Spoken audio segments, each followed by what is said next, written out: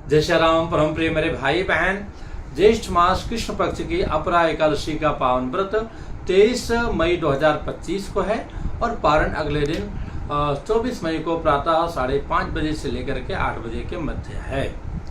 बहुत ही पुण्य फल प्रदायी अपरा एकादशी का व्रत है और महा से महापापों से मुक्ति दिलाती है। जैसे कि झूठी गवाही देना, ज्योतिषी बन करके लोगों को जो है गलत मार्गदर्शन करना, ग्रह प्रतिकूल नहीं है फिर भी बता देना कि आपके ग्रह जो है प्रतिकूल है, इत्यादि इत्यादि।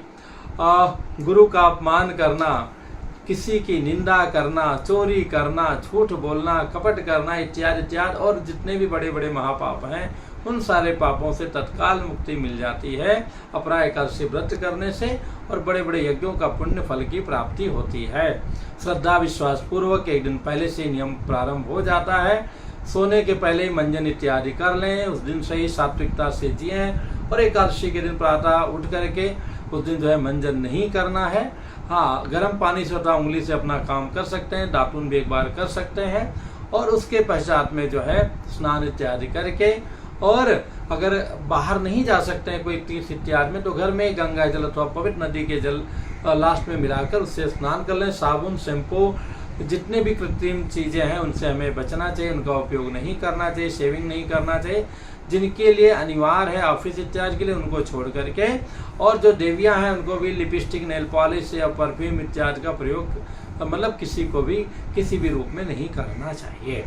करना क्या चाहिए? भगवान श्रीमन नारायण की पूजा करनी चाहिए, भगवान श्री सत्यनारायण की व्रत कथा करा सकते हैं। उस दिन गृह प्रवेश का बहुत ही अच्छा मुहूर्त है, वास्तु शांति का मुहूर्त है और भी कई सारे चीज़ों का बहुत ही अच्छा मुहूर्त है, उसका लाभ ले सकते हैं। फलाहार में भैया केवल जल पी करके, और निर्जला तो अगली एकादशी को रहना है, जो ये बिफोर जो है फाइनल वाली एकादशी है। तो भैया हो यहाँ इससे आदत डाल लीजिए, कम से कम जल पी के रहिए ताकि अगले में बिना जल के रहेंगे तो फायदा रहेगा। नहीं हो सकता तो फल खा लीजिए, बाकी चीज़ों को खाने के लिए तो मैं नहीं कहूँगा।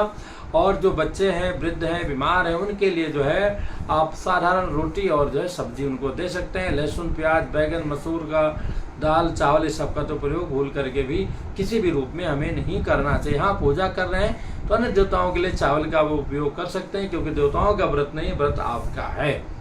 उसके बाद में कथा श्रवण करना चाहिए, रात्रि जागरण करना चाहिए। अगले दिन जो पारण के समय में हमें पारण करना चाहिए, पारण करने के पहले ब्राह्मणों को जिवाना चाहिए, नहीं तो अन्नदान सीधा निकाल के रख देना चाहिए। गौमाता का ग्रास इत्यादि निकाल करके फिर हमें भोजन ग्रहण करना चाहिए उस मध्य में, अथवा अनाज का कुछ भी ग्रहण कर लेंगे तो आपका पारण हो जाएगा। प्राचीन काल में जो कथा आती है, युधिष्ठिर जी के पूछने पर भगवान श्री कृष्ण जी बताते हैं कि बहुत पहले की बात है, एक जो है महीध्वज नाम के बहुत ही प्रतापी और भगवान के परम भक्त राजा थे।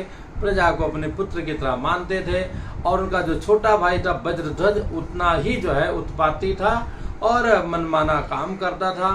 और देखा कि ये तो जल्दी मरेंगे नहीं, इनको तो मरने में बहुत समय जाएगा, हमको तो राजपाट पता नहीं कब मिलेगा, हम अपना मनमाना कैसे खर्च कर पाएंगे। इस भावना से उसने एक दिन रात्रि में सोते हुए अपने भाई का वध कर दिया और उनके शरीर को ले जाकर के दूर जो है जंगल में पीपल के पेड़ के नीचे गाड़ दिया, जिसके चूंकि उनकी जो अकाल मृत्यु हुई थी तो महाप्रेत के रूप में जो है वो हुए और उत्पात मचाने लगे।